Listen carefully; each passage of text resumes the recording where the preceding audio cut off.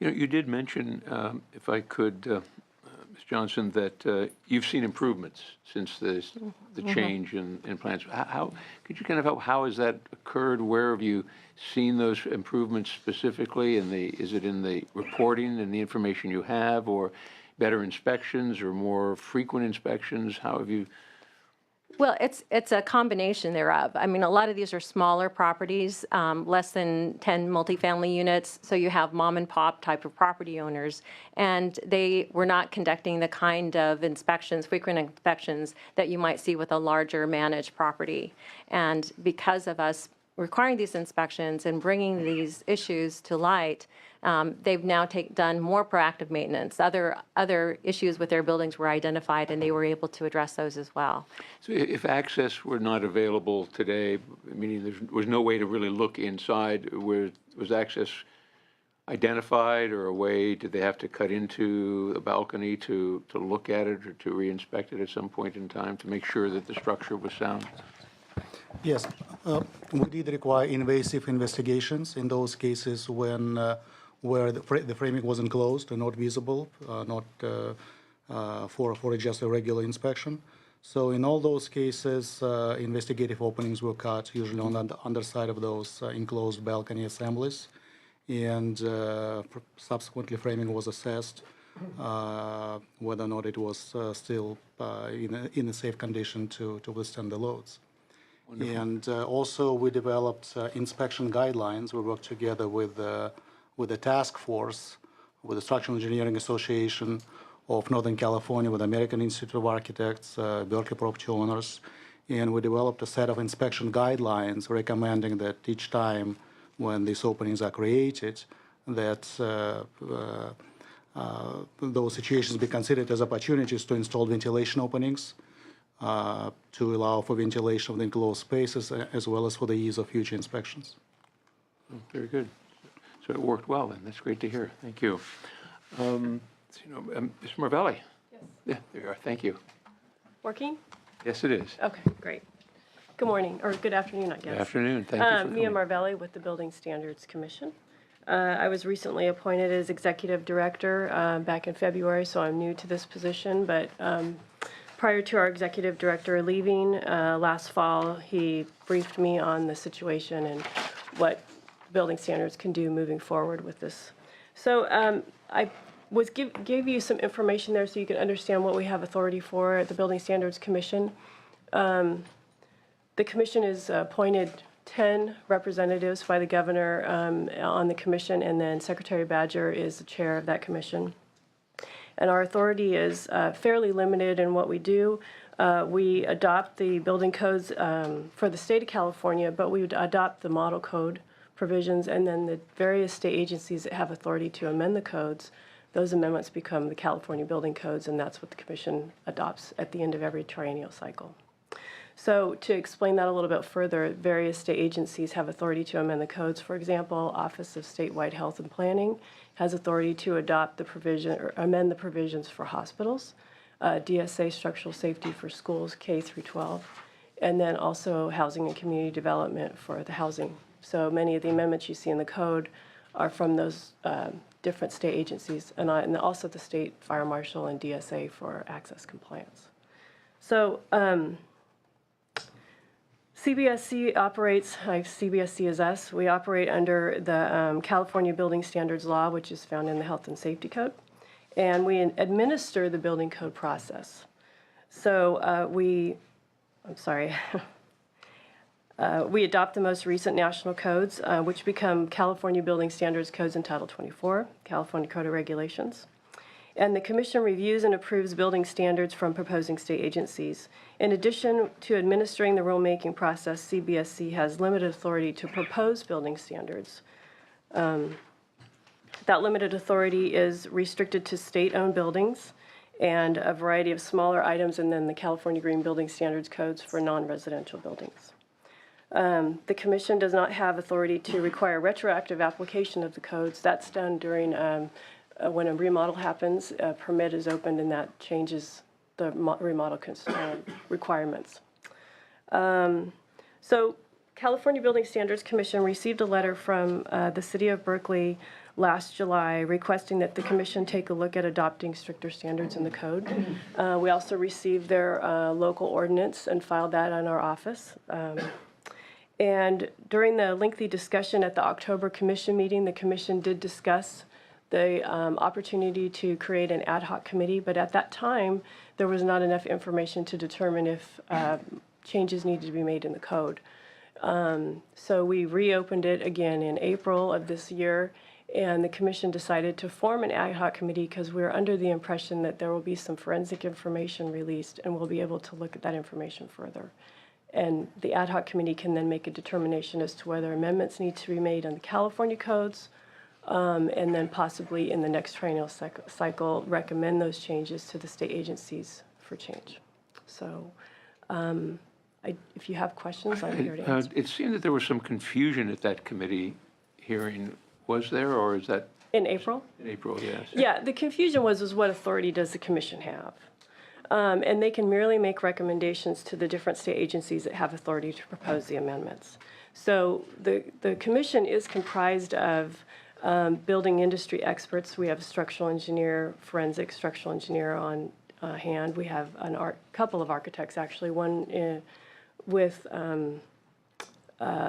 we also have contractor, we have a local building official on the commission, and then we also have representatives from labor, and mechanical, electrical engineer, and fire official.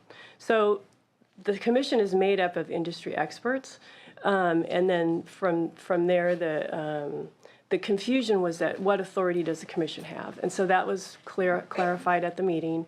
They can create an ad hoc committee and make recommendations and review the material. Okay? Very good. Just a quick follow-up question. Does the commission ever make recommendations to either the legislature or the administration? Or, in other words, I'm interested that Berkeley did send the new codes. I didn't realize that. Would you generally have to wait for legislation to be proposed? Or would you reach out as a commission to either the administration or to a committee or someone in the legislature with the idea that these perhaps should be considered for state policy? No, actually, the state agencies that have authority to amend the codes would come up with, they would vet the process through the building standards process, and they would make recommendations for the codes. You could yourselves decide to adopt the Berkeley standards? We could, but we would look into it and vet it through the process. Which would mean what? Well, I can go into detail. So in this instance, and let's just use the access panels for a very good example, because that seems to make a lot of sense, is you have an enclosed balcony and you have no way to view if there's a degradation in the structure. So providing an access panel is certainly one option that the commission or that the state agencies would look at. So what they would do is they would formulate language and they would create language that supports that. And we follow the Administrative Procedures Act to propose regulations. So each state agency would come up with that language, and it would go through the normal public comment period, and so it's viewed by the public and industry input is given to make those amendments, and then it would be proposed to the commission for change. So there wouldn't have to be legislation to create those standards. So was there a decision to start the Berkeley codes going through that process? Not yet, because we feel there's other information that might be available in the information that hasn't been released yet.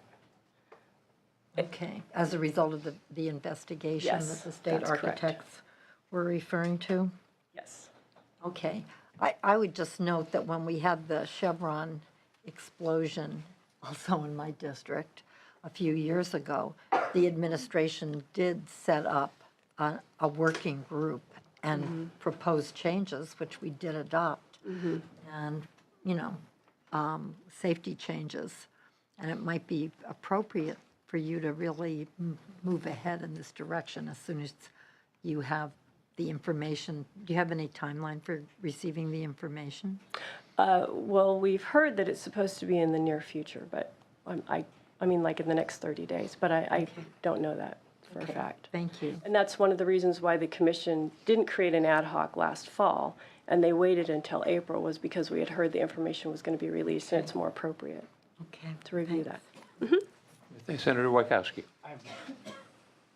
I live in Alameda County and I have a diploma from Berkeley, but I don't know if I would, I've heard other stories about the Berkeley process of trying to get a permit and trying to build anything, a doghouse in Berkeley. So I guess I have some question generically about rain, because we've gone through drought. And, I know that once upon a time we didn't have problems with mold and things like that because our buildings were drafty and they would air would flow through, and then we got, very good at energy efficiency and humidifically sealing our buildings, so that now we have other problems about not having ventilation, not having the wetness dry out, or having these fungi that live in there because they have no place to go. So while we set standards that we think are very good, and I get to vote on them here, we find out in practical terms that, maybe that's not the best thing. So I want to go back to when this balcony was being built and it was raining, which seems like 100 years ago when there used to be rain, is what is the normal protocol for when you have rain and the building standards? Do we need permission to continue with the building? I mean, I assume people stop working when it's raining because they don't want to get wet, right? But once it's done, is there some sort of, estimation of how long you wait for things to dry out? Is it up to the contractor? Is it up to the building commission? Who decides when to start work again? And I guess what's the best advice today compared to 10 years ago or 15 years ago?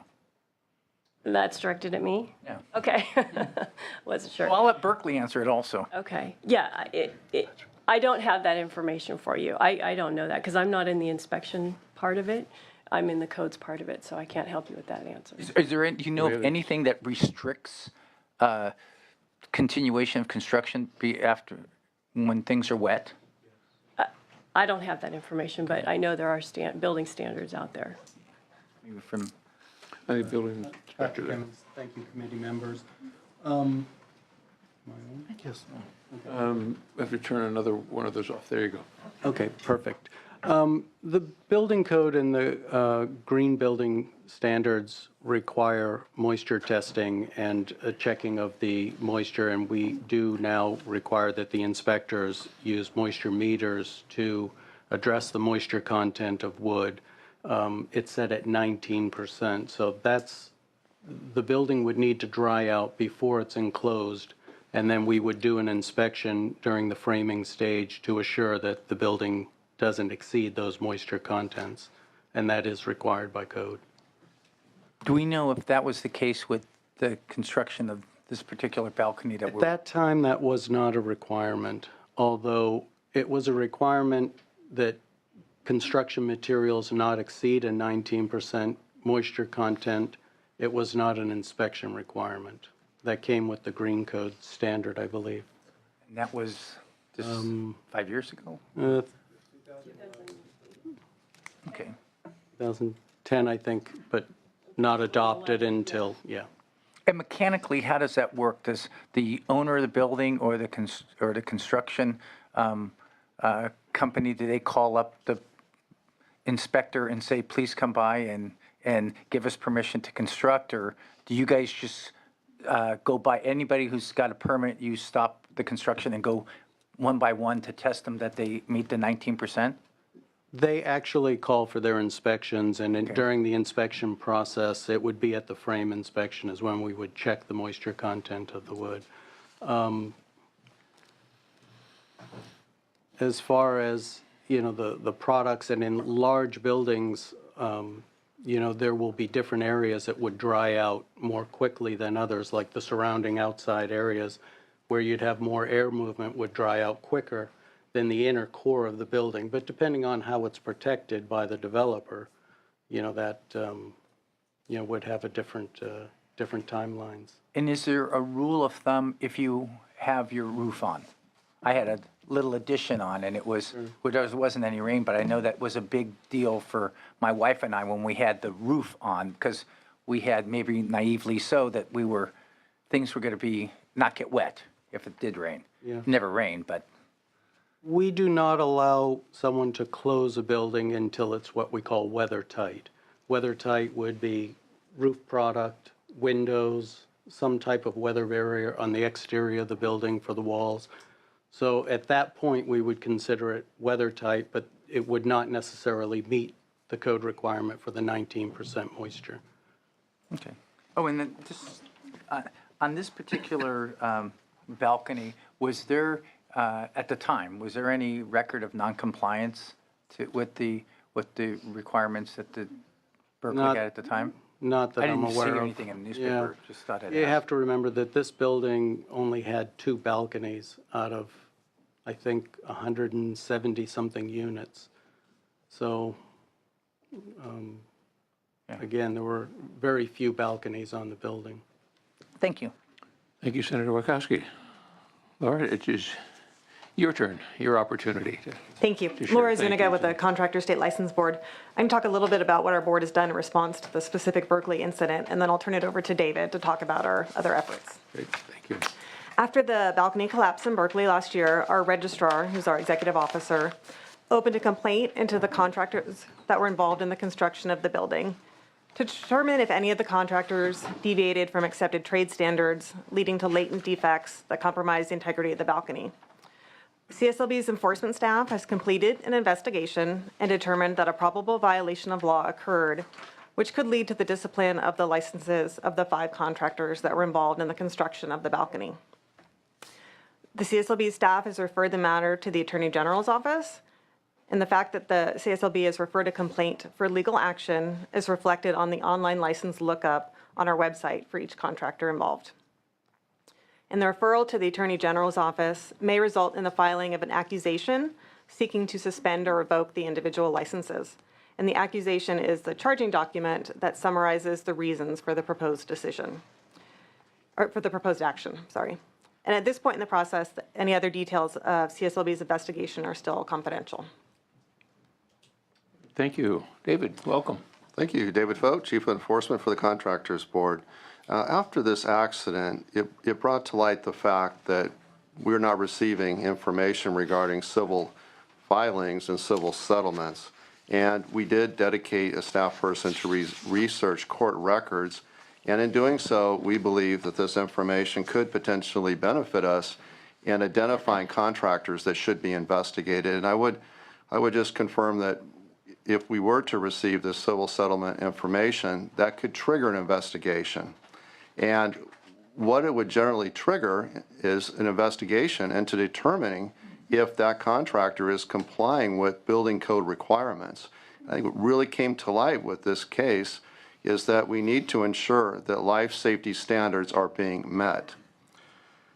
We're prepared to identify a staff person to, if the committee is in favor of this, to research civil settlements for perhaps the next 12 months, to reach out to building departments to ask them if they're aware of any correction orders or code violations because of the contractor's lack of compliance with code. After this tragedy occurred, I received a call from a building official who told me that he had a similar situation. There was no injury or loss of life, but we had a patio, it's like a balcony, but it wasn't elevated, but it collapsed. And it collapsed because the contractor did not follow the plans that were submitted to construct that balcony. And that in itself is a violation of code. We investigated that and we did file an accusation against the contractor. But it made me think as to how important it is that we do obtain information on contractors that are deviating from code and the plans that are submitted. And so that is a study that we would welcome the opportunity to perform. We have worked with our staff in asking questions of our consumer complaints. We conduct approximately 19,000 investigations a year. And in doing so, we're taking a very hard look at permit compliance. In 2015, we took more than 400 legal actions that included a permit or a building code violation. But what's most important is that 294 of those legal actions were standalone, meaning that information came to us not by a consumer or property owner, but by a member of industry, by a building official, or a compliance group. And so that's really where we want to focus in being proactive and identifying contractors that aren't complying with code and take action earlier so that a tragedy doesn't occur. Very good. Thank you, Mr. Vogt. I guess what I'm hearing is that you've now taken a broader view of looking to try to be more proactive by anticipating or identifying those problem areas before they come to light. And how you do that is obviously the challenge. But what you mentioned, it was the complaints that you received and then your action upon those. On this particular contractor, had you been advised of those settlements prior to the incident, in knowing what they were probably now, I'm sure you've looked at those, would that have triggered enforcement action of some kind, or at least moving the ball forward in terms of that? Yeah, what it would trigger is an investigation. So we have to investigate to determine or to identify and support a violation of the Business and Professions Code. But what we believe is very important is a partnership with with the building departments to look at their correction records, find out if they've had any problems with a contractor. So that's what the settlement would do, is it would be an identifier. It's similar to a lead, meaning this might be a contractor that we want to look into further. I mentioned that we researched civil settlements, and we didn't receive a lot of cooperation from the law firms that were involved. Most of them did not want to cooperate with us. So that just, this made us think that why not go forward and work more closely with the building departments and see if they've identified a problem that we can work on together and address and discipline the contractor or correct the action, their performance in the future. But you're assuming then that the building department in a city and a municipality would have that information or know that there was a violation if there were a civil settlement that had been crafted and created outside of a complaint going to the building official. You wouldn't have that knowledge today, or wouldn't have it in the future if you were only relying on them. And that's obviously why we're trying to look at another means for you to gain that information. And if the settlement is to really kind of lead in that direction as well as this direction. And so I guess the question is, do you see an opportunity there, one, and two, where do you see from your, I know we've had a conversation before, and you've been kind of aggressively looking back at a lot of the settlements to try to identify if there is a threshold or if there's some conditions that would warrant something. Is there anything that has come from that kind of look back now that we've seen the problem over the last year? Yeah, well, we would want to, what we're proposing is to develop some criteria that we could look at, and certainly repeated lawsuits, and then reading the lawsuit to determine what it's filed about. There's a lot of lawsuits that are filed over financial issues, and that's not something that we want to focus on. But if you find that there's lawsuits are being filed for water intrusion or for structural-related matters, that's something that we really want to take a hard look at. If we can get access to the building, we can use our industry expert program to go out and inspect, which of course you're probably familiar with. But short of that, it's very helpful if the building department has noted any corrective orders that they've issued. But right now, Mr. Vogt, you have to go to the courts and to determine whether there was a case filed, but you're not you're not privy to the settlements. We are not, and for our study, we only looked at counties where they have online access. In many counties, it's very difficult to get that information. That is a challenge. Senator Hancock. Again, you're asking very good questions, making me realize some of the information that we need, I think, to move forward. How many counties do have online? Well, yeah, I don't have the exact number. I want to say it's about half of the 58. Okay, Yes. I wonder if it was about half, if it was virtually all. I think most, if not all, have access, but you have to establish an account to pay for it. And so we've now, since we did the study, we now have, for lack of a better term, a credit card, so we can do that. So we can get that information, I believe, from every county. Yeah, because that would be very helpful for building departments too, I would think, as you go out to make inspections, to know if you've got a contractor with a history of problems or not, right? But then you suggested doing more of a study. And I just wondered, to what end would you use that? Or if we were able to pass legislation that would simply automatically have you notified of settlements. Now, maybe financial settlements should be broken out from construction issues or something, but why wouldn't we just want to move ahead with that, since it does happen for architects and other professionals? I think we're looking at doing the study in the absence of legislation. Certainly, if SB 465 is to go forward, I don't think we would need to do that. We would work on just implementation of that law. Okay, so we can save you some time. Thank you. And I would think that, the process you're following today, the procedure, you're looking at lawsuits that have been filed in different jurisdictions around the state. If I were a contractor, I've read lawsuits that have been filed against contractors, and they're not pretty sights generally. I mean, they throw everything in fraud and everything in the world in there.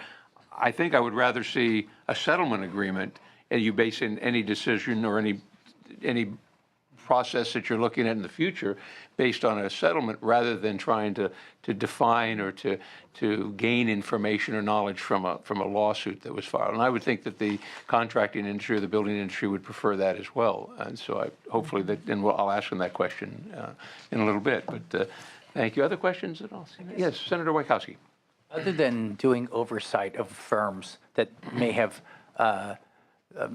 defective practices, is the state licensing board doing anything to do outreach and education to the contractors in the state? I mean, I know that we think of big firms, but there's a lot of small contractors that are out there that don't have the time to spend 8 hours at a continuing education or take the night. They're trying to make a living. And are there outreach activities that you guys are doing in response to this collapsing balcony?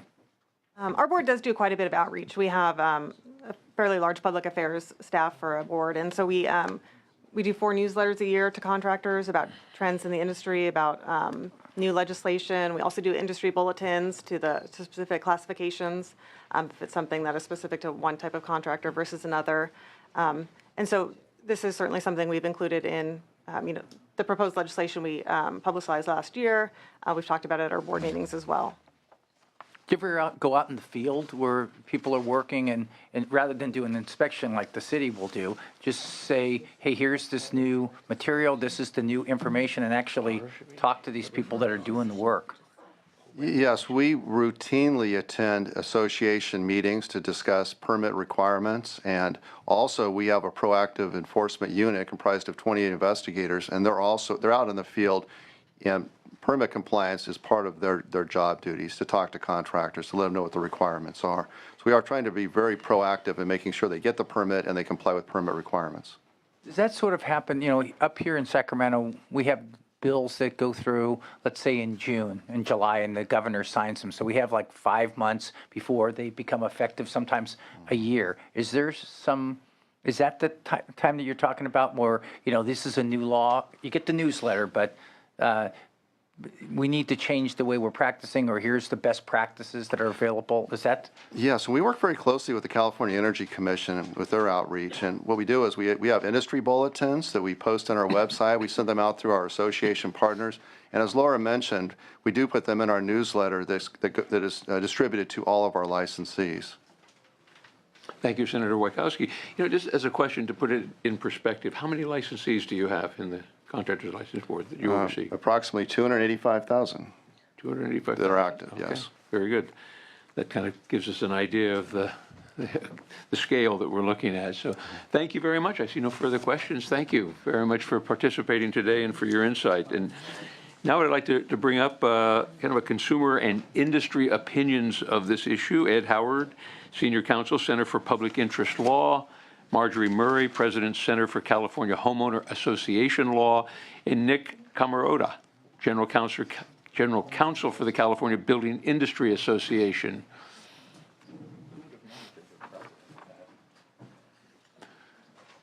Good afternoon, Mr. Howard.